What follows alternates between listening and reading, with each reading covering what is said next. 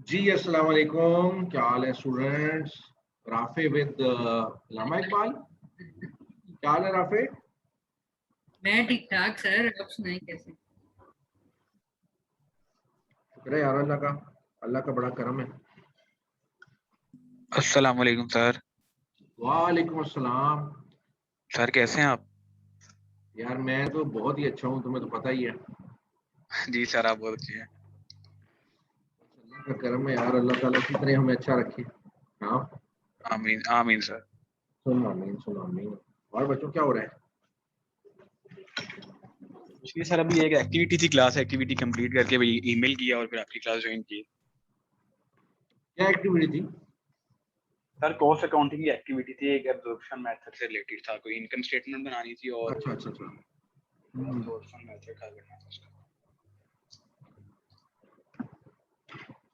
Cost accounting की book कौन सी लगी हुई है आप लोगों को? सर राइटर का तो नहीं पता, बस वो हैंडआउट लिए मैं। वो सर के नोट्स हैं, उन्होंने हाँ कौन से हैंडआउट सर हैं? सर। सर कौन से सर हैं? तहफ आप राज साहब हैं? अच्छा अच्छा अच्छा। पहले हमें अकाउंटिंग यानी कि जो भी अकाउंटिंग 1-2 आई है वो सब उन्होंने पढ़ाई है, सर बुरहान रशीद साहब ने और तहफ साहब। नहीं नहीं बढ़िया, हमारी अकाउंटिंग की फैकल्टी बहुत अच्छी है जी सर। माशाल्लाह। सर हमें जो भी अकाउंटिंग के रिलेटेड टीचर मिलना बहुत अच्छा मिला। आपने मेरे से अकाउंटिंग पढ़ी अभी? अस्सलाम वालेकुम सर। सर वालेकुम आप अस्सलाम। पढ़ाएंगे? मैं पढ़ाता हूँ सर आप पहले। पढ़ाते हैं? सर हाँ हाँ जी बेटा, वालेकुम अस्सलाम। सर मैनेजमेंट अकाउंटिंग पढ़ाते हैं। अच्छा ओके। आप रिक्वेस्ट डालें, मैं पढ़ा दूंगा, मुझे कोई प्रॉब्लम नहीं। मैंने इस दफा मैनेजमेंट अकाउंटिंग की 2 सेक्शंस को पढ़ानी थी, ऑडिटिंग नहीं मैं पढ़ा रहा था। आपको पता है ना, आपको लेट लेट अलॉट हुआ ये कोर्स।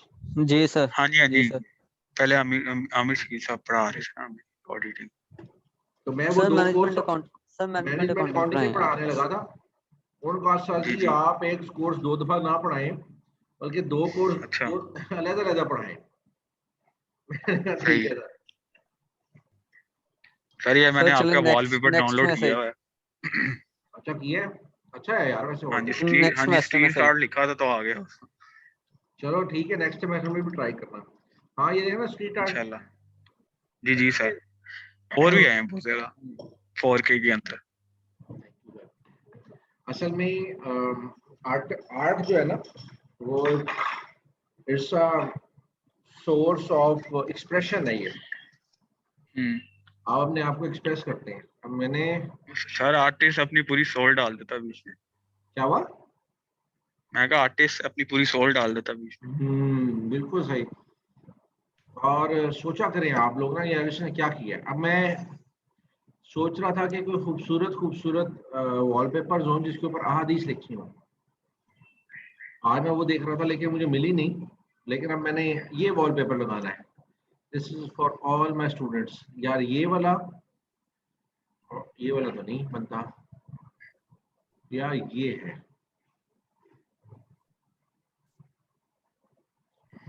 ठीक है, जी जी ये बहुत बड़ी जबरदस्त चीज लिखी हुई है। ये बहुत बड़ी चीज लिखी हुई है। ओ लॉक स्क्रीन नहीं लिखना था। पता नहीं वो जी जी बेटा, सर बिल्कुल सर ठीक बात की है। All limitations are self imposed. जिस वक्त आपने बिल्कुल सर। सोच लिया ना आपने ये करना है, उस टाइम आपने कर ही लेना है। लेकिन हमारी ये सोच हमेशा रहती है यार ये नहीं होगा मेरे से। कोई बात बंदा नहीं सर बता रहा होता, हम खुद ही अपने आप प्रोजेक्ट्स को ये नहीं प्रोजेक्ट्स को ही ले लें सर। प्रोजेक्ट्स मिलते हैं स्टार्ट में, यार ये नहीं हो सकता प्रोजेक्ट, कैसे होगा? तो फिर हम एक दिन पहले भी बना लेते हैं पूरा प्रोजेक्ट। होगा। देखो ना बात पता क्या है? देखो आई चलाई के लिए अगर आपने एक दिन में प्रोजेक्ट बनाना है ना, तो वो आप एक दिन में बनाएंगे। लेकिन अगर आप देखें, हम लोग जो है ना वो थ्योरेटिकल दुनिया के लोग हैं। मींस के थ्योरी हम लोगों ने बहुत पढ़ी हुई है और प्रैक्टिकल मेरा तो एक्सपीरियंस है, लेकिन आप लोगों का भी प्रैक्टिकल एक्सपीरियंस नहीं है। अच्छा जी, इसमें एक कोर्स होता है प्रोजेक्ट मैनेजमेंट का। प्रोजेक्ट मैनेजमेंट में पता क्या किया जाता है? एक टाइमलाइन जिसे कहते हैं कि टाइमलाइन बनाई जाती है और टाइमलाइन के लिहाज से सारे काम किए जाते हैं। ठीक है, टाइमलाइन है, सपोज एक लाइन बना ली जाएगी, ये है, एक मैंने आपके सामने लाइन बनाई और ये है, ये टाइमलाइन है।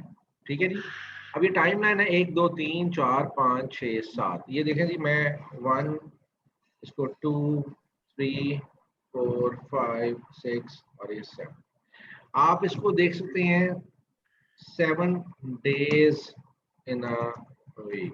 ठीक है जी, ये आप लिख दें कि पहला डे 1 है, डे 2 है, Monday Tuesday Wednesday Thursday Friday Saturday Sunday.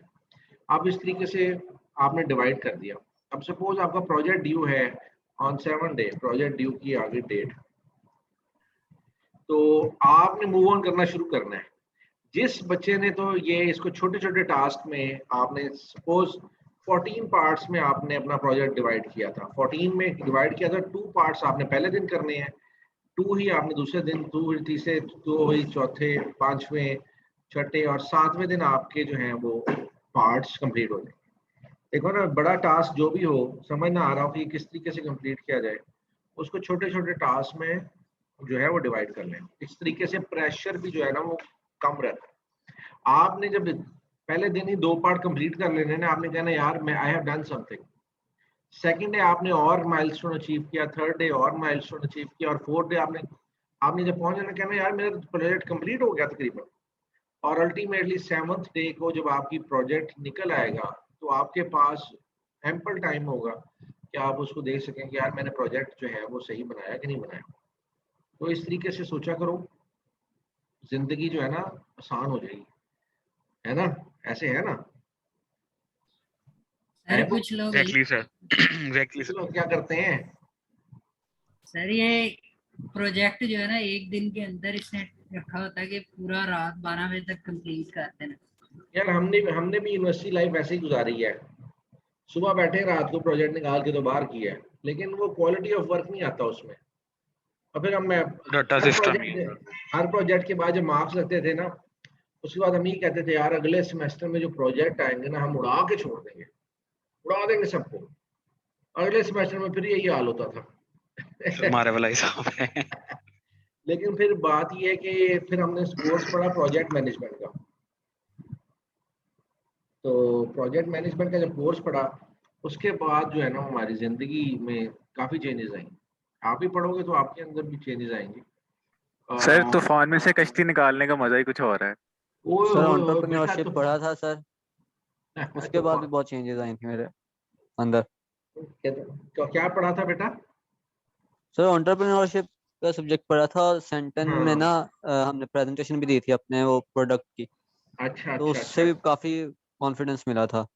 नहीं, ये कोर्सेज इस तरह के हैं कि आप लोग जो है ना बड़ा कुछ सीखते हैं, क्योंकि अगर जिसका दिमाग हो ना कि यार मैंने आगे जाके कारोबार करना है, काम करना है, कोई अपना काम करना है, जॉब नहीं करनी, वो इस टाइप के जो आइडियाज हैं जब वो करते हैं तो मजा आ जाता है उन्हें। Sir obviously. हेलमेट पे था, हेलमेट में ऐसी ऐसी चीजें मैंने डाल दी थी और बाकी वो थी हो सकती थी।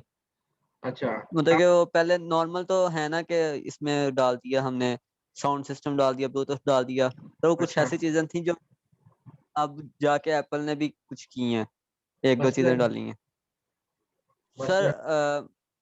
मतलब मसलन वाइजर में ना ये था, ट्रैक का था, मतलब ट्रैक आ जाएगा वाइजर के ऊपर। और चीज का वाइजर। जी, हाँ हाँ ये हाँ, ये एप्पल तो ने बड़ा किया अच्छी। अब। अच्छा, एप्पल ने किया। और हम्म, जी, और अच्छा उसके बाद सर कुछ ऐसी चीजें थी वो मैं आपको बाद में मिलकर बताऊंगा। अच्छा, चलो ऐसे ठीक है, ठीक है, ठीक है। उसके अंदर एक्सरे तो नहीं डाल दिया था? नहीं कॉपीराइट सर, स्ट्राइक आ ऐसे नहीं जाएगी डाला सर। था वो, सर ऐसे नहीं था वो, मैं आपको बताऊंगा। कुछ चीजें ऐसी हैं वो बड़ी मजेदार नहीं चीजें हैं। नहीं नहीं, ठीक है, आप अपना प्रोजेक्ट डिस्क्लोज ना करें, ना करें आप प्रोजेक्ट डिस्क्लोज अपना। नहीं सर, ये वही सर, अवैस को पता है, कॉपीराइट लेकिन स्ट्राइक अवैस आ ना जाएगी। ना हाँ, इसको मुझे पता है ग्रुप पे जाता हो जाता अवैस ना आता ना यार। ना ना तंग करो है। तो बाकी स्टूडेंट सर किधर है मैं आज नहीं तो? आता जो आज आज तो स्टूडेंट बड़े कम है इधर।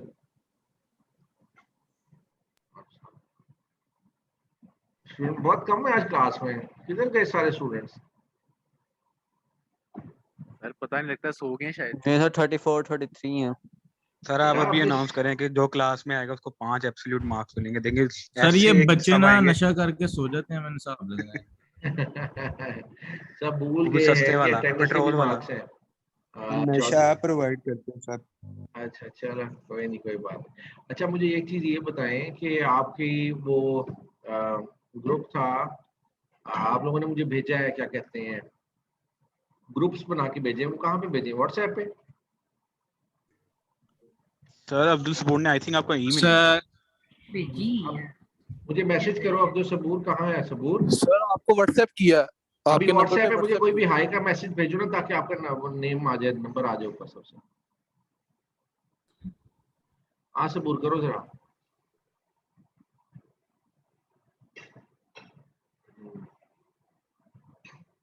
जी सबूर। ओके चलो ये लो जी।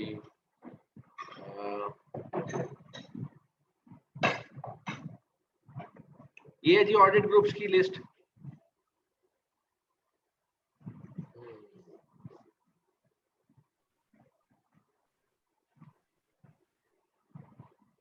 सर मेरा उसामा का किसी का ग्रुप नहीं बना। आपका क्या करूं? ग्रुप सर नहीं मेरा बना? और उसामा का ना ग्रुप नहीं बना, एक सेकंड बेटा, ओपन होने दो। व्हाट्सएप के ग्रुप में ऐड नहीं है। अच्छा एक मिनट रुको बेटा, एक मिनट रुको।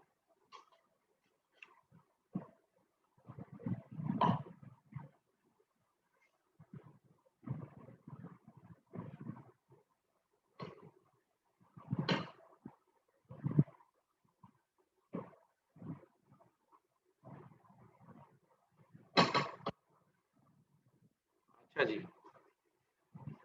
1 2 3 4 5 6 7 8 9 10 11 और 15 16, ठीक है।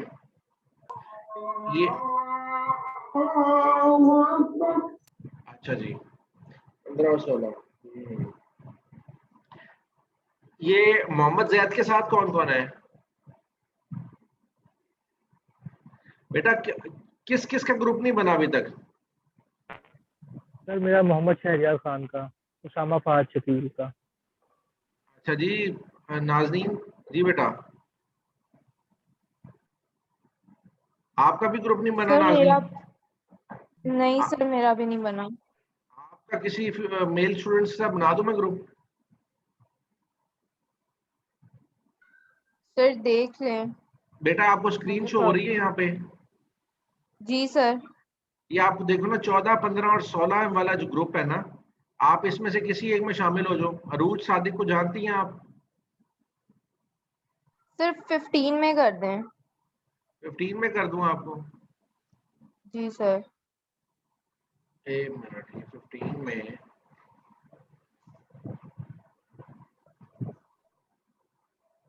ठीक है। अभी क्या नाम है आपका बेटा? शहजादी नाजनीन। ओके जी, शहजादी नाजनीन भी आ गए इसमें। और बेटा और शहरियार, शहरियार खान। शहरियार जैद अकेला है। जैद को जानते हैं आप? ठीक है सर, नहीं जानते जानता हो? नहीं हूँ, कांटेक्ट कर लूंगा। सर मेरा ग्रुप नहीं बना। आपका नहीं बना? अच्छा जी, मोहम्मद जैद के साथ शहरियार खान हो जाएगा। उसामा फहद शकील को भी ऐड करना सर इधर। किसको? उसामा फाद शकील को भी ऐड करूं? जी सर। फाद सर शकील, मोहम्मद जैन। मोहम्मद जैन को भी ऐड कर दूं जैद के साथ ही?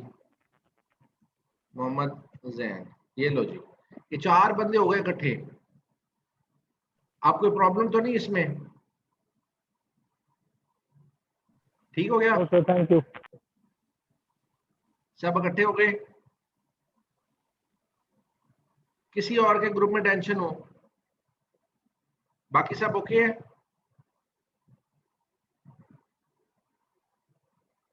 अरे जी मोहम्मद बिन कासिम जी बेटा। सर जी बेटा। सर मेरा भी ग्रुप किसी के साथ नहीं बना हुआ सर। अच्छा कासिम, आपका ग्रुप बना देते हैं अमीर हमजा फारूक के साथ। ठीक है सर, उनके साथ ठीक है सर। मोहम्मद बिन कासिम, ओके। अब तो ये अपने स्क्रीनशॉट ले लो बेटा इसका, ये 3 ग्रुप्स हैं, 14, 15 और 16। अब्दुल सबूर, आप ये इन ग्रुप मेंबर्स को जो बने हुए हैं ग्रुप्स इनके, इनको बता दें कि आपको जो है वो जो जिन स्टूडेंट्स के ग्रुप्स नहीं बने थे वो आपके ग्रुप में ऐड कर दिए गए हैं। तो अब मेरा ख्याल है कोई इशू नहीं होगा, ग्रुप्स आ गए हैं आपके। मैं टॉपिक से साइन करके आजकल में ना इंशाल्लाह आपको भेज दूंगा, तो आप लोग फिर उसके ऊपर ना अपनी प्रॉपर प्रेजेंटेशन तैयार कर लीजिएगा, ठीक है जी। और फिर इंशाल्लाह हम प्रॉपर प्रेजेंटेशन के ऊपर डिस्कशन करेंगे। और आज का लेक्चर जो है वो हम कंटिन्यू करेंगे लास्ट लेक्चर से। और लास्ट लेक्चर में हम देख रहे थे टेस्टिंग द सेल सिस्टम। तो टेस्टिंग द सेल सिस्टम से मुराद ये है कि एक ऑडिटर जब भी एक कंपनी में ऑडिट के लिए आता है तो उसे डिफरेंट सिस्टम्स को चेक करना पड़ता है कि डिफरेंट सिस्टम जो हैं एक ऑर्गेनाइजेशन के अंदर वो प्रॉपरली वर्क कर रहे हैं कि नहीं कर रहे। अब जब वो इनको चेक करता है तो उसमें क्या देखेगा वो कि यार ये डिफरेंट सिस्टम है, इनकी वर्किंग डिफरेंट है, तो मुझे एक एक सिस्टम अलग-अलग चेक करना पड़ेगा। और उसी प्रोसेस के अंदर हमने स्टार्ट किया था टेस्टिंग द सेल सिस्टम को चेक करना। टेस्टिंग द सेल सिस्टम के अंदर सबसे पहले हमारे कंट्रोल ऑब्जेक्टिव हमने देखे थे कि इसको सेल सिस्टम को कंट्रोल करने के ऑब्जेक्टिव क्या हो सकते हैं। सेल जो है वो आसान काम तो है नहीं, ऑब्वियसली इस चीज़ का आपको पता है। ऐसा लगता है कि सिर्फ हम दुकान में गए हैं और कोई चीज़ उठाई है हम और सेल कंप्लीट हो गई, लेकिन ऐसा पॉसिबल नहीं होता। सेल के अंदर बहुत ही ज़्यादा जिसे कहते हैं ना कि डिफरेंट चीज़ें इन्वॉल्व होती हैं, और उन डिफरेंट चीज़ें का इन्वॉल्व होने का मतलब ये है कि एक सेल डिफरेंट प्रोसेसेस से हो के तो कंप्लीट होती है। हमारे सामने एक शॉप के अंदर, एक कंपनी आउटलेट के अंदर सामान पड़ा हो तो हमारे लिए तो सिंपली ये है कि हम जाएं, पैसे दें, खरीद के आ जाएं, लेकिन कंपनी डिफरेंट एंड से उसको सेल को कंसिडर कर रही होगी। वो सामान कंपनी ने कितना भेजा था, कितना रिसीव हुआ, उसके बाद उसकी प्राइस क्या फिक्स की थी, कितने प्राइस में हमें मिला, कंपनी ने उसके ऊपर क्या पॉलिसी रखी हुई थी, डिफरेंट आइटम्स की डिफरेंट प्रोडक्ट्स किस तरह से जिससे उन्होंने कैलकुलेशन की थी। उसके बाद जो डिफरेंट प्रोडक्ट्स हैं उनके ऊपर अगर कोई उन्होंने आपको डिस्काउंट्स दी थी तो वो किस नौयत की थी, उनके अप्रूवल्स कहाँ से हुए थे, किस किस के साइन थे, किस किस के मिसिंग थे, आया कि ये कंपनी ने हेड से अप्रूव करवाया था कि नहीं करवाया था, या तो शॉप ने अपने तौर पर खुद ही कर दी। बहुत सी चीज़ें। अब सिंपल सबसे ज़्यादा चोरी होने के चांसेस कैश के होते हैं, तो जब आप सेल कंप्लीट करते हैं तो कैश आ जाता है। अच्छा, मैं आपको अपना एक वाक़या सुनाता हूँ। ये रियल टाइम एग्जांपल है। ज़माना जाहिलियत के दौर की बात है हमारे, कि यूनिवर्सिटी लाइफ से फ्री होके तो जॉब्स की कर रहे थे। उस टाइम पे ना मुझे एक प्रोजेक्ट मिला एक रेस्टोरेंट का। वो रेस्टोरेंट को रन करना था और उसकी ना मार्केटिंग कैंपेन वगैरह बनानी थी, और उसको कुछ 6 महीने रन करके ना रनिंग पोजीशन में लाके तो ऑनर के हवाले करना। तो ये बात है राउंड अबाउट कोई 2008-2009। हमने एक फिर रेस्टोरेंट खोला, उसको ऑपरेट करना शुरू किया। तो स्पाइस हब के नाम से वो रेस्टोरेंट था, इधर मेन मार्केट गुलबर्ग के अंदर, जो बड़ी वाली गोल चक्कर नहीं आता अंदर, उसके पास ही, जहाँ पे अब रिजवान टिक्का वाला जो है, वो रिजवान सैंडविचेस वाला जो है, उसके सामने। तो वो जो रेस्टोरेंट खोला तो उसमें हमने ना सेल लगाई कि 25% या 15% ऑफ था जो भी डिलीवरी मंगवाता था उसको। अच्छा, तो मैंने जब डिलीवरी बॉय भेजना ना, तो डिलीवरी बॉय जाना, उसने डिलीवरी करके तो आना, बड़ा खुश होना कि हम डिलीवरी करके आए हैं। तो अब एक दिन ना एक कस्टमर का फोन आ गया। अभी यही कोई सेल स्टार्ट हुई थी, तो थोड़ा एक दिन एक ना कस्टमर का फोन आ गया कि सर आप लोगों ने तो अनाउंस किया हुआ है कि आप लोगों ने 25% डिस्काउंट दिया हुआ है, तो ये आपका जो राइडर है ये मुझसे रोजाना जो है वो पैसे पूरे लेके जा रहा है, इसने तो मुझे डिस्काउंट अभी तक नहीं दी। तो मैंने कहा अच्छा, अभी राइडर को आने दे, मैं जब उससे पता करता हूँ। खैर, अब पकड़ना था राइडर को कि राइडर गलती कर रहा है कि नहीं कर रहा। तो उसके लिए फिर एक ऑर्डर खुद मैंने प्लेस करवाया अपने दोस्त से कह के। वहाँ पे जब ऑर्डर डिलीवर करने गया है तो उसने उसको भी डिस्काउंट नहीं दिया। तो मैंने जब वो वापस राइडर आया तो मैंने पूछा, यार बात ये है कि तुम डिलीवरी करके आ रहे हो तो कस्टमर्स को पता है कि 25% डिस्काउंट चल रहा है कि नहीं चल रहा ये? तो उसने कहा, सर कस्टमर्स को पता है, वो 25% डिस्काउंट के बाद ही पेमेंट कार्ड की देते हैं। तो मैंने उसको पकड़ लिया, मैंने 2 लगाई उसके। क्योंकि देखें बात ये है कि रेस्टोरेंट की फील्ड में और ठीक है, एक होती है चोरी, एक जानबूझ के चोरी कोई करे और उसके बाद सारी मार्केटिंग कैंपेन का बेड़ा गर्क करके रख दिया था उसने। हमने फिर उसको जो है ना वो फिर फायर कर दिया कि एक तो ये चोरी बोल रहा है और ऊपर से डिटाई से बोल रहा है। खैर ये तो एक एग्जाम्पल थी। तो मार्केट में डेली की डिस्काउंट डील्स आती रहती हैं।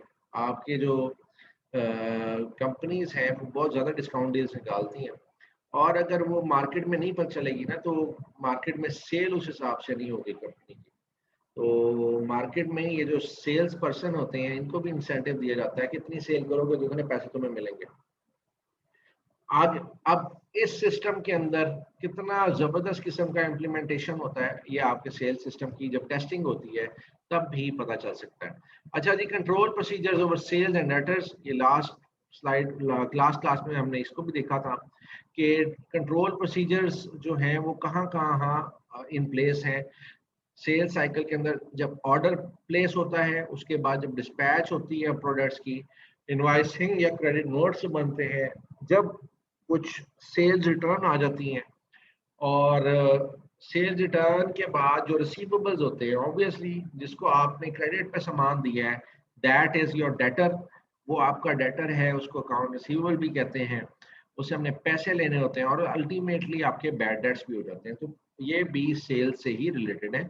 ऑब्वियसली अगर आप किसी ऐसी कंपनी को या ऐसे बंदे को प्रोडक्ट्स दे देंगे, सेल कर देंगे जिसकी वर्थ नहीं है या उसका क्रेडिट बहुत ज़्यादा हुआ है या वो गायब हो जाता है, तो अल्टीमेटली आपके चेक्स एंड बैलेंसेस के ऊपर सवाल आएगा कि आपने उसकी क्रेडिबिलिटी चेक किए बगैर क्यों उसको सामान दिया। अब एक एक सिस्टम जो है वो हम डिटेल में देखेंगे। अच्छा स्टूडेंट्स, ये जो प्रोसेस है ना ये अल्टीमेटली आपने सेल सिस्टम भी सीखना है। मैं आपको ये बता रहा हूँ कि सेल सिस्टम के अलावा हम सारे सिस्टम को चेक करेंगे। Right now we are checking and doing audit. अभी हम ऑडिट कर रहे हैं। अब ऑडिट वाला काम जो है ना हमारा शुरू हो चुका है। पहला जो चीज हमारे सामने आती है वो है जी ये ऑर्डर्स की। ऑर्डर्स का मतलब क्या है? आप सेल सिस्टम चेक कर रहे हैं तो ऑर्डर का मतलब कोई भी ऐसी आपके पास क्यूरी आती है जिसके जरिए आप सेल जो है वो कर देते हैं, दैट इज योर ऑर्डर। कोई भी कस्टमर होता है आपका रेगुलर है या once in a blue moon के लिए आ गया आपके पास और वो आपसे कहते हैं जी मुझे ये सामान चाहिए, आप उसको सामान दे देते हैं, that is making a sale, यानी कि ऑर्डर है वो आ गया। इसके पॉइंट्स देख लेते हैं, पॉइंट वाइज चलते हैं। Existing customer should be allocated a credit limit and it should be certain whether this limit is to be exceeded if the new order is accepted, if so the matter should be referred to credit control। आपके customers की आपने limit बनाई हुई है कि हमने 1 million से ज्यादा किसी को क्रेडिट नहीं देना। सपोज आपने 1 मिलियन का क्रेडिट दे दिया तो सेम कस्टमर जो है वो आपको पैसे दे देता है और नया ऑर्डर प्लेस करता है, मीन्स कि 1 मिलियन की क्रेडिट लिमिट है, उसने 8 लाख रुपए आपको वापस कर दिया, 2 लाख का भी उसने क्रेडिट किया हुआ है और वो फिर आपको 10 लाख का जो है ना ऑर्डर कर देगा। तो आपको क्या 10 लाख का दे देना चाहिए सामान उसको? तो जवाब आपका ये होगा कि नहीं जनाब, हम उसको उसकी क्रेडिट लिमिट 10 लाख की जरूर है लेकिन हम उसको 10 लाख का सामान नहीं देंगे क्योंकि उसका 2 लाख का सामान की जो पेमेंट है वो अभी तक ड्यू है। तो हम उसको 8 लाख का सामान दे सकते हैं, क्रेडिट लिमिट से ज्यादा हम उसको नहीं दे सकते। लेकिन in special circumstances if you get the approval from the higher management and if you follow the procedures which is written, और अगर उस प्रोसीजर को फॉलो करते हुए आप उसको दे दें देन दैट इज एक्सेप्टेबल। और ये जब उसकी रिक्वेस्ट आएगी ज़्यादा क्रेडिट की तो आप क्रेडिट कंट्रोल डिपार्टमेंट के पास चले जाएंगे, क्योंकि इनसे रिकवर भी तो करवाना है ना भाई। एक तरफ आप उनको उधार पे सामान दिए जाए, रिकवरी किसने करनी है? तो बेशक आप उसको अपना रेवेन्यू कंसिडर करते हैं, लेकिन वो रिसीव तो नहीं हुआ ना। 7 जून को यूनिवर्सिटी ओपन हो रही है सर, अभी ईमेल आई है ऑफिस ऑफ रजिस्ट्रार से। जी बहुत बहुत शुक्रिया जी, आपने बता दिया हमें अली, और अब तो इंशाल्लाह मुलाकात भी होगी। अच्छा चले आगे चलते हैं जी। Any new customer should be refer to the credit control department before the order is accepted. कोई भी ऑर्डर लेने से पहले जो भी नया कस्टमर आता है, क्रेडिट मांगता है, उसको आपने क्रेडिट कंट्रोल में भेज देना है। क्रेडिट कंट्रोल वाले अपना प्रोसीजर्स देखेंगे, क्रेडिबिलिटी देखेंगे, मार्केट रिव्यू देखेंगे, और कोई ना कोई उसके साथ कोई स्कीम लगाएंगे। स्कीम लगाने का मतलब ये होता है कि या तो उसका फिर उसको डिस्ट्रीब्यूटर बनाएंगे या होलसेलर बनाएंगे, कोई ना कोई उससे चेक्स ले लेंगे सिक्योरिटी के, और उसके बाद उसको फिर ऑर्डर जो है वो दे दिया जाता है। All order received should be recorded on pre-numbered sale order document so that a check can be made that all orders have been dealt with a completeness check. लें जी, जितने भी ऑर्डर है ना उनका एक नंबर होता है सीरियल नंबर, और सीरियल नंबर के हिसाब से ही तमाम आपके ऑर्डर चलने चाहिए। सीरियल नंबर अगर नहीं होगा तो आपके लिए ट्रैकिंग करना बहुत मुश्किल हो जाएगा। सपोज आपसे कोई ऑर्डर लेके गया, आपसे सामान लेके गया, और आपके पास कोई 2 महीने बाद आता है, कहता है भाई जनाब ये मेरे पास सामान वापस करना है। आपने उसको 6 महीने की वारंटी दी हुई है, गारंटी दी हुई है, लेकिन 2 महीने से आपके पास उसका सीरियल नंबर ही नहीं है। आप कहेंगे जनाब ये कब लिया था आपने? वो कहता है जी मैं 2-2.5 माह पहले लेके गया था। अब आपको कितने दिनों का रिकॉर्ड चेक करना पड़ेगा, कितना सीरियल नंबर चेक करने पड़ेंगे?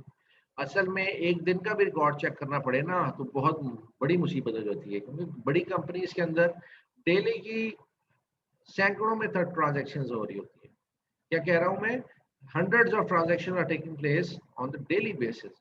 तो अगर ये नंबरिंग होगी तो इट विल बी गुड कि वो इसकी प्री चेकिंग या कंप्लीटनेस जो है वो चेक कर सकते हैं। All order should be authorised before any goods are dispatched. Credit control ने ओके कर दिया, उसके बाद आपके अकाउंट से क्लियर हो गया कि इसकी पुरानी पेमेंट्स क्लियर हैं, ये क्लियर है, वो क्लियर है। उसके बाद आपने जब इसको डिस्पैच करने लगना है तो उससे पहले चेक कर लेना है कि इसके अलावा अगर 2-3 लोगों के सिग्नेचर होना इस पे ज़रूरी थे, वो लोग अकाउंट्स वाले, फाइनेंस वाले, स्टोर कीपर, सब कुछ डिस्पैचर के सारे सिग्नेचर्स हैं, ऑथराइज है ये ऑर्डर कि नहीं है। The sale order document should be used to produce a dispatch note for the goods outward department. Dispatch note का मतलब ये है कि आप अब ये सामान को निकाल के तो डिलीवरी की तरफ भेज रहे हैं, ये सामान अल्टीमेटली अब कस्टमर को पहुंच जाएगा। नो गुड्स में dispatch without a dispatch note. This goods dispatch note जो है वो GDN भी इसको कहते हैं। डिस्पैच नोट जो है बनना बहुत जरूरी होता है। अब डिस्पैच नोट बनेगा और उसके बाद ही सामान जो है वो भेजा जाएगा। अब डिस्पैच नोट क्या है? Let's go to the second thing. Dispatch note should be pre-numbered and a register kept of them to enable them to be matched with relation to the sales invoice and customer order. अब dispatch note के ऊपर आपने तमाम detail लिख देनी है कि ये ऑर्डर नंबर क्या था, किस कस्टमर को ये गया है, इसके ऊपर आइटम्स कितने थे। अब डिस्पैच नोट को अल्टीमेटली आपकी इनवॉइस के साथ जो है वो कंपेयर किया जाएगा कि इस बंदे ने ऑर्डर दिया था 100 चेयर्स का, तो अगर आपने डिस्पैच नोट पे लिखा हुआ है 95 चेयर्स या लिखा हुआ है 101 चेयर्स या 106 चेयर्स, तो आपको वो चल जाएगा कि ऑर्डर इतने का था और डिलीवरी इतने की चलेगी। समझ आई बात की? कि डिस्पैच नोट आपकी डिस्क्रिपेंसी को निकाल देगा कि स्टोर से इतना सामान चला गया, ऑर्डर कम का था या ज्यादा का था, लेकिन डिस्पैच आपने जो है सेम नंबर नहीं किया, या ज्यादा कर दिया या कम कर दिया। Dispatch note should be authorised before goods leave the company. इसको जो है ऑथोराइज भी होना चाहिए, जरूरी है कि इसको चेक एंड बैलेंस किया जाए। Regular check should be made to ensure that all dispatch have been invoiced. आपकी तमाम डिस्पैच नोट जो है उसकी इनवॉइसिंग कंप्लीट होनी चाहिए, वो पहले कंप्लीट होगी, उसके बाद डिस्पैच नोट्स बनेंगे। इनवॉइसिंग एंड क्रेडिट नोट्स, आगे आ जाते हैं इनवॉइसिंग एंड क्रेडिट नोट्स की तरफ। Sales invoices should be authorised by a responsible official and matched with the authorised order and dispatch note. लें जी, आपने इनवॉइसेस प्रिपेयर की और इससे पहले आपका डिस्पैच नोट भी आ गया था और आपका ऑथराइज्ड ऑर्डर भी आ गया था, इसके बाद आपने प्रिपेयर की invoices. All invoices and credit notes should be entered in day book records, the sale ledger and sales ledger control account। अच्छा, सेल्स लेजर में तो आप करेंगे ही, लेकिन सेल लेजर कंट्रोल अकाउंट कौन से हैं? वो आपके डेटर्स के अकाउंट हैं जिनको आपने सामान बेचा और उनसे आपने पैसे लेने। Batch total should be maintain for this purpose. ये एक तरीका है जी कि आपने बैचेस के अंदर सामान निकालते हैं उनका टोटल भी आपने करके रखना है। सपोज सुबह एक बैच निकला है 5000 प्रोडक्ट्स का, वो ऑर्डर किस किस को गया है, उसके अंदर भी आपने इस डाटे को मेंटेन करना है। Sales invoices and credit notes should be checked for prices. आपने जब सेल इनवॉइसेस और क्रेडिट नोट देखने हैं तो उसके ऊपर इनवॉइसेस को भी चेक करना है कि इनवॉइसेस अमाउंट की अरिथमेटिक जो कैलकुलेशन है वो कंप्लीट है, एक्यूरेट है कि नहीं है। Cost and calculations by a person other than the one preparing the invoices। Casting और होती है, कॉस्टिंग और है, और कैलकुलेशंस जो है वो आपने चेक करनी। कास्टिंग का मतलब जो है कि आपकी जो इनवॉइसेस हैं उसकी कैलकुलेशंस है वो सही तरीके से पोस्ट हो गई हैं कि नहीं हुई, और कैलकुलेशन जो है कि आपने इसकी कैलकुलेशन ठीक तरीके से की है कि नहीं की। एक सेकंड होल्ड कीजिएगा।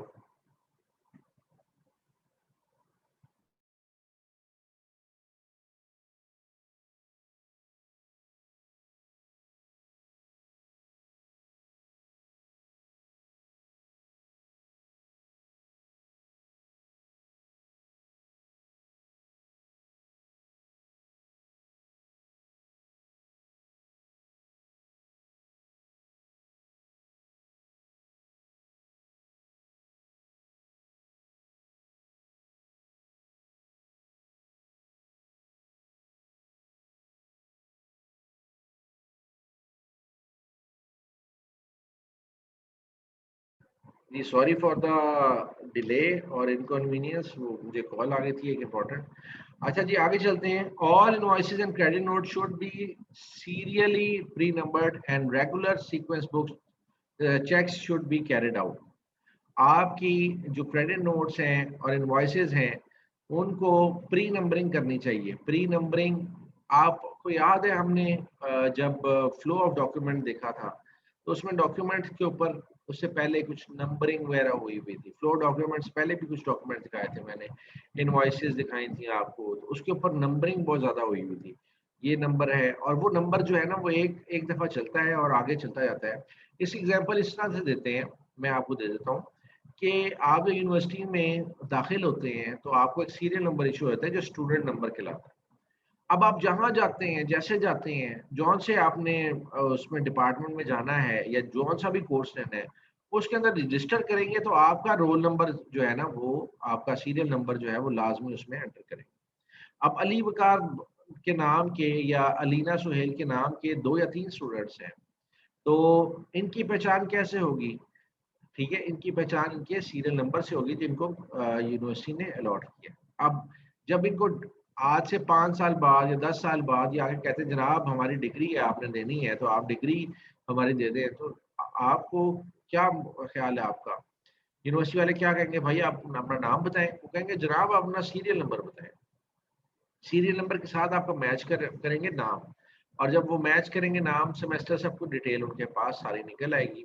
तो इसी तरह से सीरियल नंबर जो है वो बहुत ज़बरदस्त किस्म का काम करते हैं आपके सेल सिस्टम के अंदर। बल्कि तमाम कंपनी के अंदर जहाँ पे भी सीरियल नंबर इस्तेमाल करेंगे वहाँ पे ये आपके लिए ही बहुत ज़्यादा फायदेमंद होगा और इजी हो जाएगा। Credit note should be authorised by someone unconnected with dispatch और सेल्स लेजर फंक्शन। ये बहुत इंपॉर्टेंट पॉइंट है कि जो बंदा क्रेडिट नोट बना रहा है वो डिस्पैच ना कर रहा हो और सेल लेजर का फंक्शन वो परफॉर्म ना कर रहा हो। उसकी वजह ये है कि क्रेडिट नोट बनाने वाला जो है वो अगर डिस्पैच भी वही करेगा और सेल लेजर भी वही बनाएगा तो वो कुछ भी चेंजेस कर सकता है, क्योंकि 3 प्रोसेसेस अगर उसके हाथ में है ना, तो वो 3 प्रोसेस के अंदर भी घपला करके तो अपने आप को कवर कर सकता है। Copies of cancelled invoices should be retain.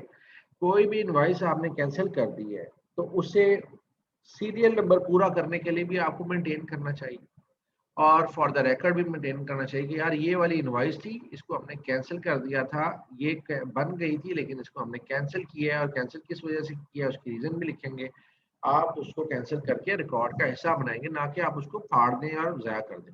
Any cancellation of invoice should lead to cancellation of the related dispatch note. जब आपने इनवॉइस को आपने जब इनवॉइस को कैंसिल करना है तो उससे रिलेटेड आपका डिस्पैच नोट भी साथ में कैंसिल होगा। Cancel invoices should be signed by a responsible person. जब भी कैंसिलेशन होगी इसकी तो आपका रिस्पांसिबल पर्सन उसको साइन करेगा कि भाई मैंने साइन किए है, ये कैंसिलेशन के ऊपर साइन किए है इसके। Each invoice should be distinguish between different types of sales and if related relevant different rates of VAT or sales।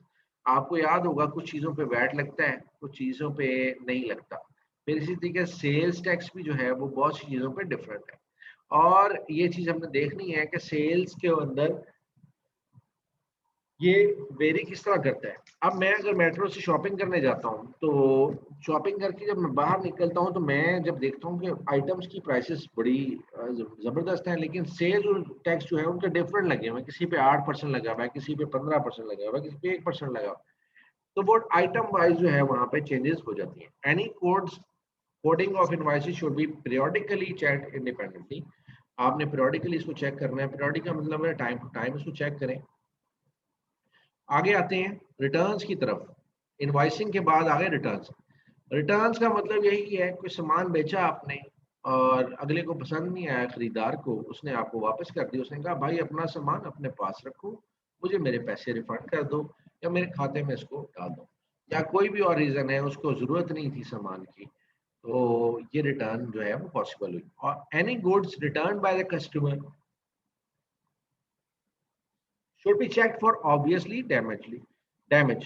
Obvious damage के लिए आप चेक करेंगे कि यार ये ना हो कि कस्टमर लेके गया सामान हमारे से ठीक और डैमेज डूमेज करके जो है ना वो वापस ले आया है, खराब करके तो हमें वापस दे रहा है।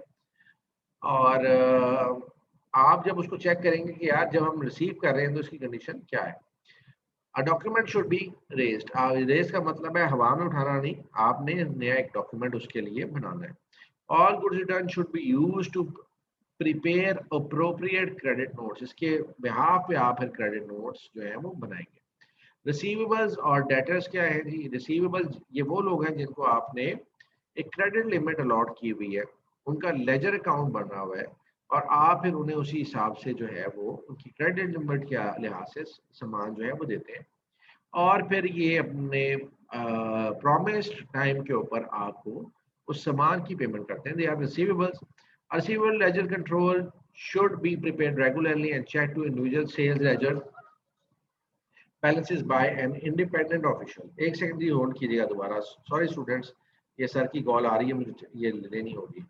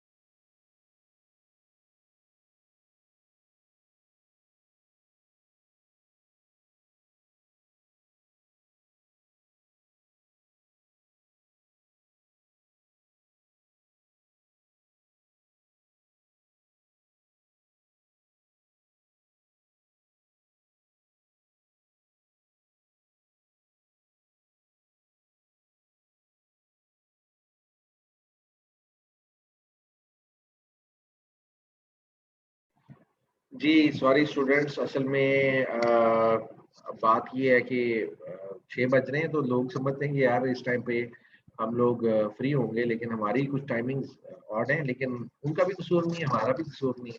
खैर we have to compensate each and everyone जिसके साथ हमारे अच्छे लिंक्स हैं, हम उसके साथ जिसको हम समझते हैं कि यार इसको हम बाद में भी कॉल कर सकते हैं या ले सकते हैं, तो उसके लिए हमें थोड़ा सा सेक्रीफाइस करना चाहिए। खैर आगे चलते हैं जी।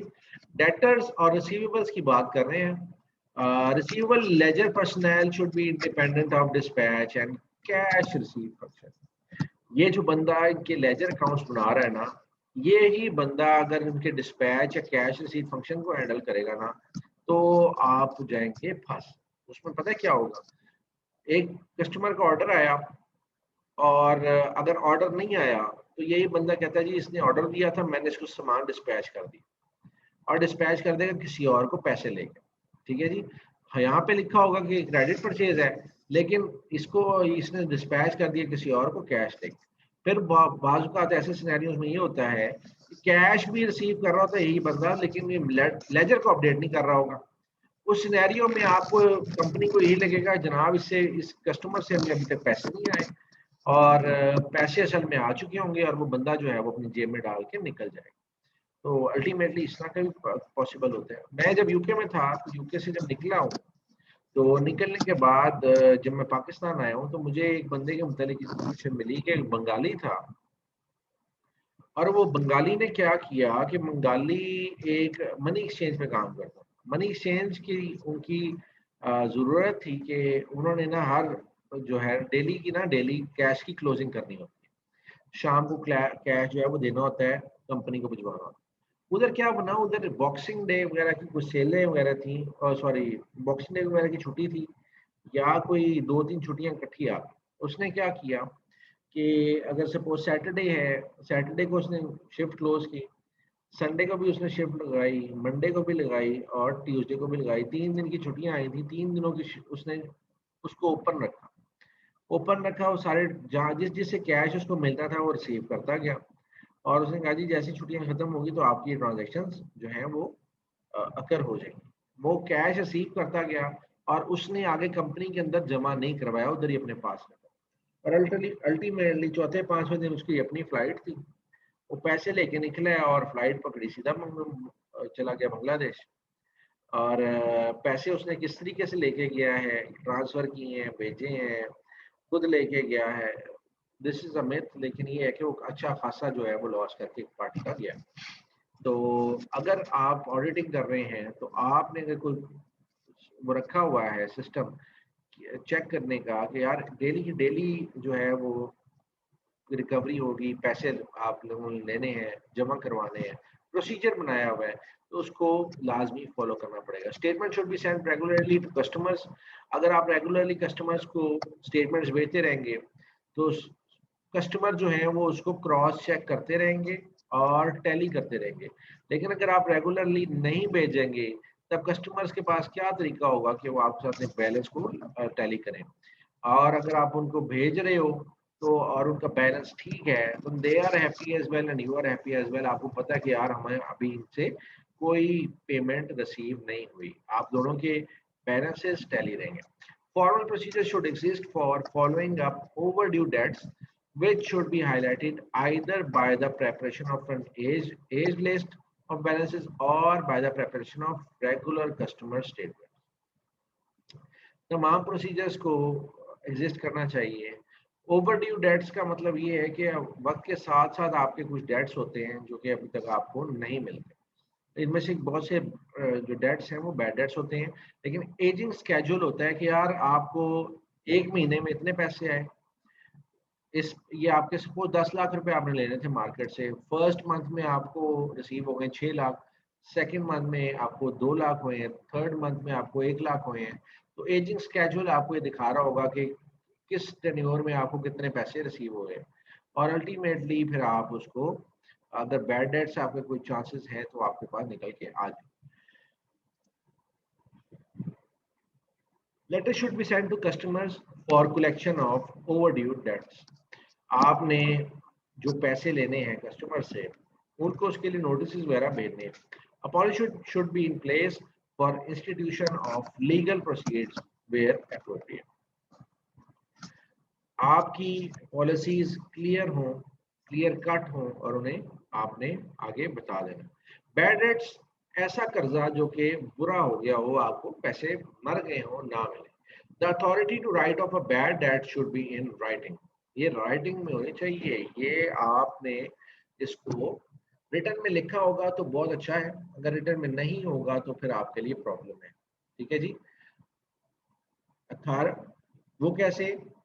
वो कहे जी ये अमाउंट है, ये बैड डेट हो गई है, इसको बैड डेट लिख लो। तो पता चले वो अमाउंट ये रिसीव कर चुके थे नीचे वाले बंदे, और इन्होंने कह दिया जी बैड डेट हो गई है, अथॉरिटी भी उन्हीं के पास थी, वो पैसे लेके खा गए। तो भाई अथॉरिटी अगर उनके पास नहीं होगी, वो सिर्फ कलेक्शन पे होंगे, तो आप जो ऊपर वाली अथॉरिटी है वो उसके ऊपर चेक एंड बैलेंस करेगी, कोई टेलीफोन कॉल्स करेगी, कोई मालूमात इकट्ठी करेगी, वो कुएं के ऊपर जाएगी, बात करेगी लोगों से, कोई एविडेंस इकट्ठे करेगी। तो अगर अथॉरिटी नहीं है, नीचे वाले लोगों के पास ही अथॉरिटी है, तो आपके फिर बैड डेट्स ही होंगे भाई, आपको रिकवरियाँ कुछ नहीं होंगी। तो ये याद रखिएगा कि there are 100 ways to earn illegally. यहाँ पे 100 तरीके से आप 2 नंबर का पैसा बना सकते हैं। The use of court action or the writing off of a bad debt should be authorized by an official independent of the cash receipt function। ये बंदा जो बैड डेट्स राइट ऑफ करने वाला हो, या अगर आपकी कंपनी ने प्रोसीजर बनाया है कि यार हमने इसके खिलाफ कोर्ट एक्शन लेना है, तो ये बंदा डिफरेंट होना चाहिए जो कि रिसीव कर रहा हो कैश के। Authorized person should be different from the person who is receiving cash from the creditors, debtors। तो अगर बंदा मुख्तलिफ होगा ना, तो फिर आपको सही इंफॉर्मेशन पता चलेगी। अब test of control over the sales. Test of control अब कैसे लगाएंगे जी? Test of control should be designed to check that the control procedures are being applied and that objectives are being achieved. अब ये हमने 5-6 प्रोसीजर्स पढ़े हैं। अब आप इन प्रोसीजर्स को कैसे चेक करेंगे, इसको टेस्ट कैसे करेंगे? उसके लिए आप सपोज कोई सेल अगर करती है, उस सेल डॉक्यूमेंट को आप फॉलो करेंगे। वो सेल डॉक्यूमेंट को आप फॉलो करेंगे, आप देखेंगे उसके ऊपर क्या क्या चेक्स एंड बैलेंसेस या प्रोसीजर्स अडॉप्ट की जाते हैं। वो डॉक्यूमेंट का फ्लो कहाँ से होता है, किस डिपार्टमेंट में जाता है, उस डॉक्यूमेंट के अगेंस्ट या उस इनवॉइस के अगेंस्ट और कौन कौन से डॉक्यूमेंट्स जो है वो बनाए जाते हैं। फिर इसकी रिकॉर्डिंग कितनी जगह पे होती है, इसको ऑथराइज कौन कौन लोग करता है, ये सारा काम हमने टेस्ट ऑफ कंट्रोल में करना है। Carry out sequence of test checks on invoices, credit note, dispatch notes and orders. Ensure that all items are included and that there are no omissions or duplications. कोई इसमें duplicate नहीं आपने डाले, इसमें आपने एक ही इनवॉइस 2-2, 3-3 दफा नहीं डाली हुई, बल्कि डिफरेंट इनवॉइसेस डिफरेंट दफा डाली है, और कोई भी इनवॉइस डबल नहीं की आपने। Check the existence of evidence for authorisation in respect of acceptance of the order, dispatch of goods, raising the invoice, pricing the discounts, write-off of bad debts. Check both that the relevant signatures exist and the control has been applied।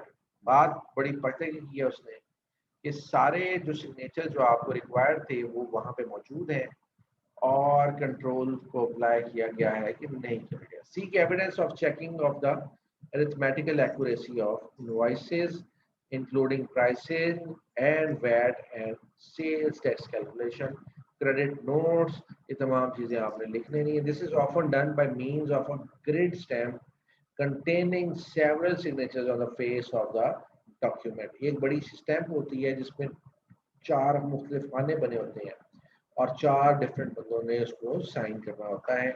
उसके ऊपर ये sign होता है, stamp लगती है, और फिर जो ग्रिड स्टैम्प है, ensure that the control has been applied by checking and accuracy of such invoices and credit notes। यहाँ तक जो है वो आपकी एक्यूरेसी चेक हो गई है, ठीक है जी। चेक किया कि सेल्स टैक्स की कैलकुलेशन ठीक है, वैट ठीक कैलकुलेट किया है, लगता भी है नहीं लगता, क्रेडिट नोट चेक कर लिए, अरिथमेटिक एक्यूरेसी आपने चेक कर ली है, check dispatch notes and goods return notes to GRN भी चेक करनी है, डिस्पैच नोट्स भी आपने चेक करने हैं, ensure that they are match with invoices and credit notes. ये तमाम डॉक्यूमेंट्स एक दूसरे के साथ मेल खाने चाहिए। अगर एक जगह लिखा है ना इनवॉइस के ऊपर कि आपने 100 प्रोडक्ट्स बेची हैं, तो GRN पे या आपके डिस्पैच नोट पे फिर 100 प्रोडक्ट ही लिखी होनी चाहिए, उस पर 106 नहीं लिखी होनी चाहिए या 601 नहीं लिखी होनी चाहिए, सेम अमाउंट लिखी होनी चाहिए। Check the control account reconciliation have been performed and reviewed। आपने रिकॉन्सिलिएशन भी देखनी है कि इनको आपस में कंपेयर किया भी जाता है कि नहीं किया जाता। अगर कंपेयर नहीं किया जाता तो कंपेयर करना चाहिए। ठीक है जी, ये था आपका जी test of control over the sales. आपका सेल्स सिस्टम जो है वो हमने कंप्लीट कर लिया और टेस्टिंग द परचेज सिस्टम हमने शुरू करना है और मेरे ख्याल से अभी अगर इसको अभी करने स्टार्ट तो भी ठीक है, लेकिन अगर बाद में इसको स्टार्ट करना है तब भी कोई मुज़ायका नहीं है। एक सेकंड रुकें जी।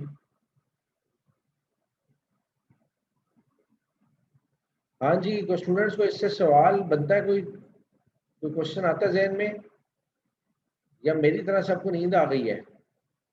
सर सब बेसिक ही है। हाँ बेसिक है ना? जी सर। हाँ, इतना कोई मुश्किल काम नहीं है।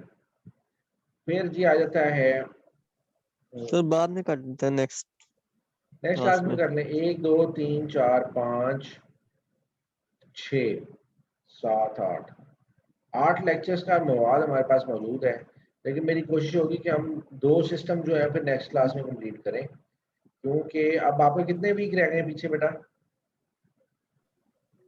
सर सर 4 वीक्स रह गए। 4 वीक्स रह गए। 4 वीक्स रह गए हैं ना, तो हमें फिर ये 2 वीक्स में कंप्लीट करना पड़ेगा, क्योंकि आखिरी 2 वीक्स में आपके क्विजेज होंगे और फिर असाइनमेंट्स भी होंगी और प्लस आपके प्रोजेक्ट्स भी होने हैं। ठा ठा ठा ठा ठा ठा ठा। इसके लिए पता क्या करेंगे, फिर हम नेक्स्ट वीक में जो है ना, हम 4 सिस्टम हमें करना पड़ेगा।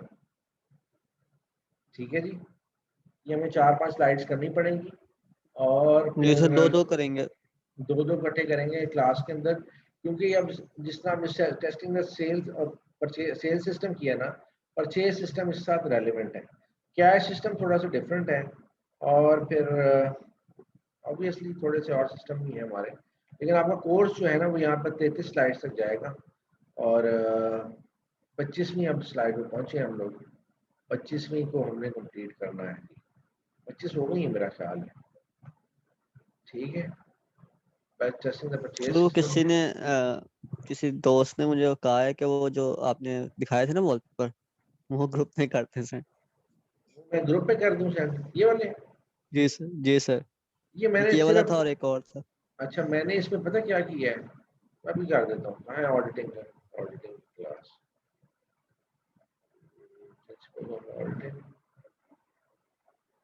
बेटा इसमें कौन सी बात है?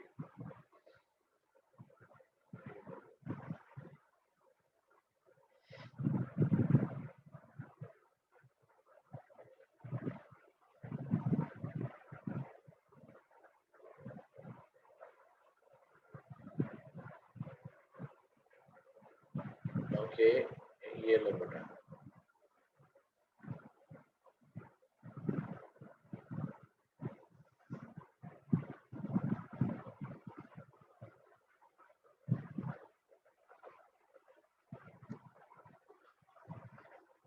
ठीक हो गया? आगे जी सर, थैंक यू। ऐड करवा दें ये प्रिंसिपल ऑफ ऑडिटिंग में। क्या प्रिंसिपल ऑडिटिंग में ऐड करा दें सर। किसे ऐड करवा दो?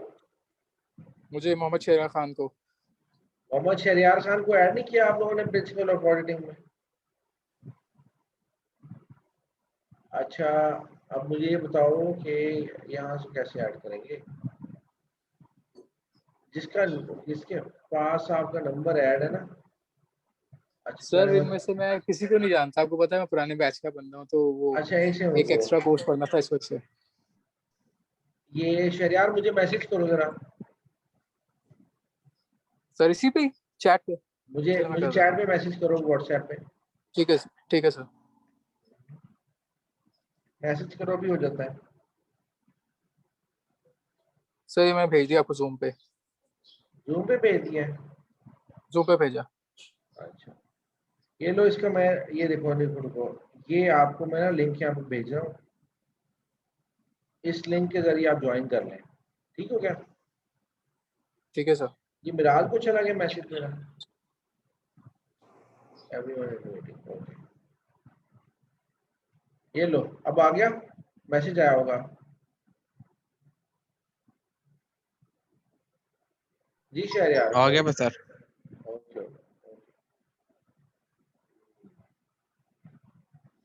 इसमें ऐड हो जाए बेटा, खुद ही ऐड हो जाए, ज़्यादा बेहतर है।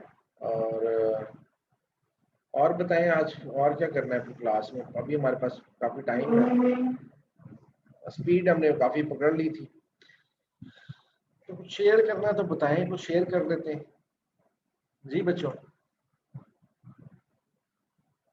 जी स्टूडेंट्स, एनीथिंग? कुछ नहीं सर, बस सर वो एक चीज पूछनी थी। जी बेटा। सर स्ट्रिंग में हम कौन सी कोई ऐसी चीज न्यू इन्वेंट कर सकते हैं कोई प्रोडक्ट स्ट्रिंग में? क्योंकि वो String तो में? ऑलरेडी एक एनर्जी ड्रिंक। जी सर स्ट्रिंग, वो तो ऑलरेडी एक एनर्जी ड्रिंक है ना? हाँ तो प्रोजेक्ट है तो वो मिला हुआ है मार्केटिंग का, तो उसमें कोई न्यू समझ नहीं लग रही, वो तो ऑलरेडी एक एनर्जी ड्रिंक है। उसके साथ सिगरेट ऐड कर लो। यार वो तो पुरानी चीज होगी।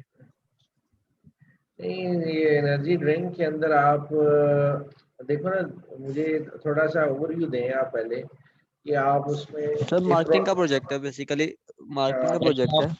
प्रोडक्ट बनानी है या तो न्यू? उस न्यू प्रोडक्ट मतलब कि हमने लॉन्च करनी है एक, और उसका एडवर्टाइजमेंट भी करनी है, बनानी है। नहीं तो फिर वो आप आप उसमें कोई न्यू। यार आप मेरे से कांटेक्ट करना, मेरे पास प्रोजेक्ट पूरा बना पड़ा है, तो आप मुझसे ले लीजिएगा। बेटा ये इस तरह का स्टिंग काम ना किया करें, कोई बंदा खुद काम करने की कोशिश कर रहा हो ना तो उसको इनकरेज किया करें, उसको आइडिया दो ना, आइडिया दो उसको। वो आइडिया ही दूंगा सर, वो चेक कर लेगा तो खुद फिर अपनी न्यू प्रोडक्ट बना लेगा। ठीक है सर। वो ही तो थोड़ा ही बनाना है, क्योंकि वो एक्सेप्ट ही नहीं होगा। वो सर को पता होता है कि ये प्रोजेक्ट पिछले सेमेस्टर में ये स्टूडेंट ने दिए हुए हैं।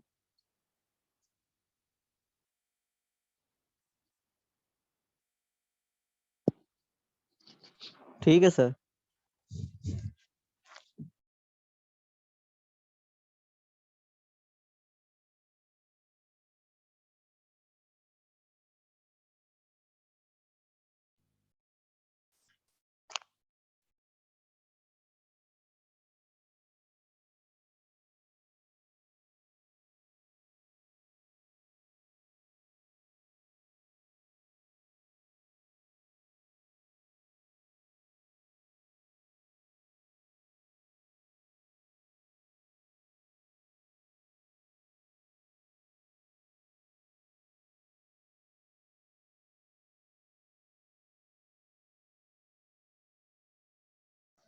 जी बेटा, सॉरी बेटा वो कॉल आ गई थी स्टूडेंट की। अच्छा जी, हम वो डिस्कस कर रहे थे। देखो भाई, एक अगर आपने स्टिंग का प्रोजेक्ट करना है ना, तो सबसे पहले आप दो चीज़ें उसमें चेंज कर सकते हैं। या तो उसकी मार्केटिंग स्ट्रेटेजी चेंज कर सकते हैं, या अगर आप प्रोडक्ट में चेंज करना चाह रहे हैं तो प्रोडक्ट का फ्लेवर चेंज कर सकते हैं। और प्रोडक्ट का फ्लेवर चेंज करने के लिए पहले भी स्टिंग ने काफ़ी जद्दोजहद की है। 3 फ्लेवर्स इंट्रोड्यूस करवाए थे मार्केट में, उनमें से फिर इन्होंने 1 या 2 कैरी ऑन किया, न्यू फ्लेवर जब इंट्रोड्यूस करवाते। अच्छा जैसे अब येलो और रेड। हाँ, अब याद रखना एक चीज़ को कि कोक, स्प्राइट वगैरह जो भी फ्लेवर्स आए हुए हैं ना, इन कंपनीज ने वक्तन फवक्तन अपने चेंजेस करने की कोशिश की हैं, लेकिन पता है क्या हुआ है, लोगों ने इसको पसंद नहीं किया चेंजेस को। लोगों ने उस नई चेंज को रिजेक्ट कर दिया और पुराना फ्लेवर के ऊपर ही इन्हें वापस आना पड़ा। मैं एक कोक स्प्राइट की बात कर रहा हूँ या फिर पेप्सी की बात कर रहा हूँ। लोग इतना ज्यादा इससे जो है वो क्या नाम है मानूस हो चुके थे कि जब इन्होंने फ्लेवर चेंज किया ना तो उन्होंने उसको रिजेक्ट कर दिया। खैर, अब इसके अंदर जो प्रोडक्ट है, मार्केटिंग की बातें बता रहा हूँ, इसको याद रखना। ये जो बॉटल है ना, बॉटल की शेप ये कोक और स्प्राइट की, ये भी बहुत ही जिसे कहते हैं ना डेलिकेटली डिजाइंड है, डेलिकेटली डिजाइंड है। पेप्सी की बोतल और है 1.5 लीटर की, याद रखना, कोक की बोतल और है। लेकिन ये जो इनकी जो सादा बोतल होती है, इसके ये इसका एक डिजाइन जो है ना, ये ऊपर से बारीक, फिर थोड़ी सी भारी और उसके बाद फिर थोड़ी सी बारीक, ये भी बड़ा डेलिकेटली डिजाइंड है। इस डिजाइन को भी चेंज किया उन्होंने, लेकिन अब ये जो राइट नाउ जो डिजाइन चल रहा है ना, ये बहुत अरसे से सेम डिजाइन चल रहा है। अब आ जाते हैं हम प्रोडक्ट डिजाइन की तरफ से प्रोडक्ट की चेंजेस की तरफ। तो आप चाह रहे हैं कि प्रोडक्ट को चेंज करें? जी बेटा। जी सर। अब जी इसके सर। अंदर अब ये स्टिंग है किसका? स्टिंग उसका है, पेप्सी का है या जी कोक सर, का है? पेप्सी का। पेप्सी का, पेप्सी का है। पेप्सी का। तो अब पेप्सी के अंदर अब आप क्या चाह रहे हो कि इसके अंदर कोई नया फ्लेवर डाल दिया जाए? जी सर, मैं तो यही चाह रहा हूँ कि फ्लेवर हो जाए, फ्लेवर ही हो सकता है, क्योंकि एनर्जी ड्रिंक तो ऑलरेडी ये है, एनर्जी ड्रिंक ही है। अच्छा, देखिए क्योंकि स्टिंग का जो, ये सस्ता एनर्जी ड्रिंक कह सकते हैं हम। हाँ लेकिन देखिए ना बेटा, स्टिंग जो है ना वो that is based on the perception. ये परसेप्शन बनाया गया, ये ब्रांड इस्टेब्लिश इसलिए किया गया कि ये एनर्जी ड्रिंक का ब्रांड है।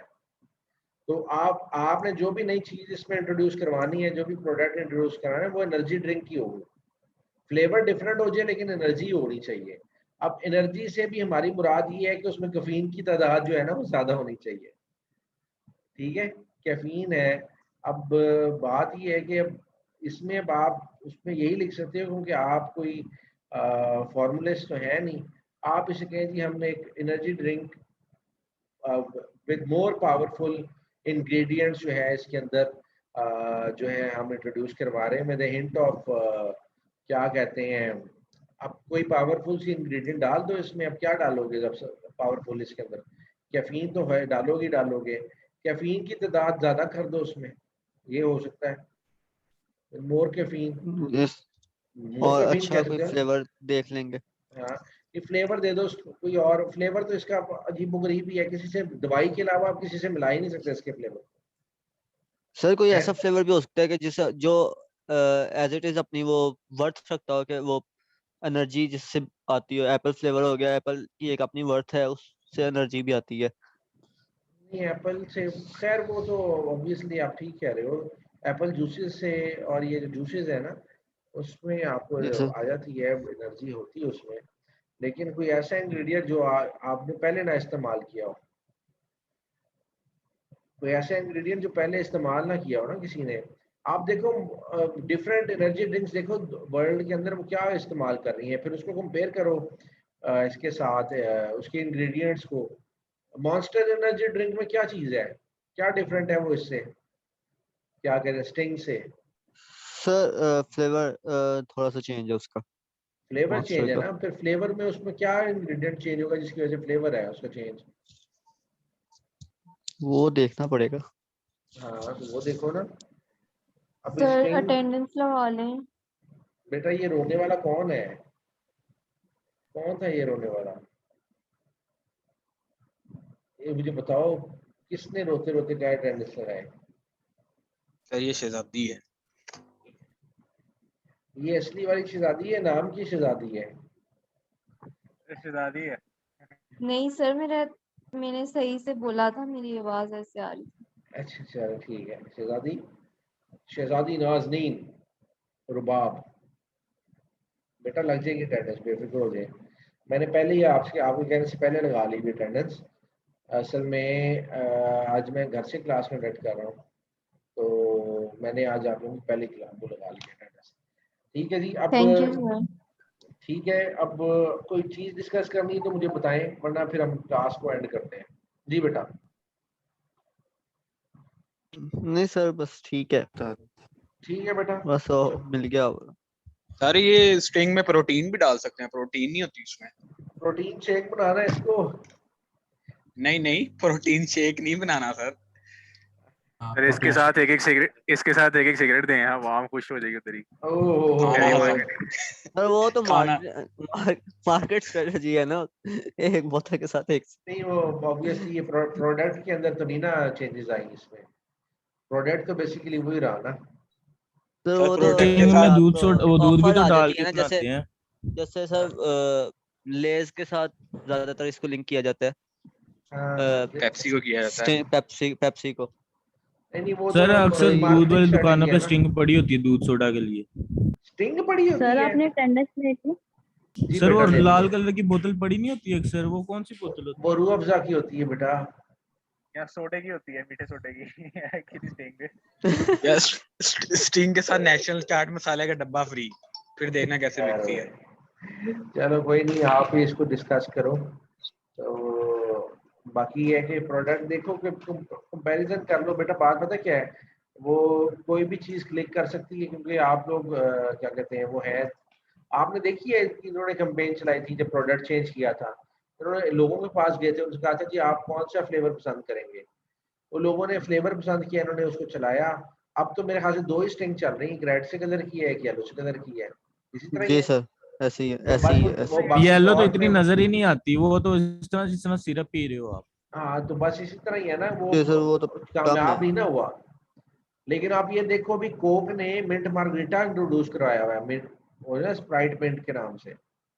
वो बड़ा जी अच्छा सर, वो सर। बहुत अच्छा चल रहा मजेदार है, है। वो बहुत मजेदार है। और चल यस भी सर, है। वो वाकई बड़े मजे का लगता है, वो हाजमे के लिए अच्छा है। हाँ ठीक है ठीक है ठीक है। सर चलो रेड बुल के इंग्रेडिएंट्स देख लें, उसमें क्या क्या है। देख लो ना, कंपेयर कर लो, कोई ना कोई चीज़ तो एक्स्ट्रा होगी उसमें। इसमें आप हाईलाइट कर दो उस फीचर को कि हमने इस फीचर के ऊपर जो है ना वो बेस किया है और इसके अंदर बड़ी पावर है, नेचुरल इंग्रेडिएंट डाला है हमने।